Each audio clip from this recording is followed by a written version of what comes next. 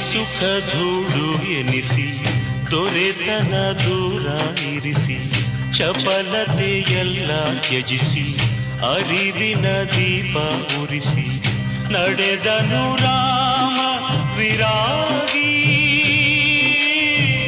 ತಂದೆಯ ಆಳತಿಗಾಗಿ. ರಾಮನು ಪ್ರೇಮದ ಮೂರ್ತಿ, ಸತಿ ಸೀತೆಯು ರಾಮನ ಸ್ಫೂರ್ತಿ. ಭೂಮಿಯ ಗೆದ್ದರೆ ರಾಜ್ಯ, ಮನದಾಸೆಯ ಗೆದ್ದವ ಪೂಜ್ಯ.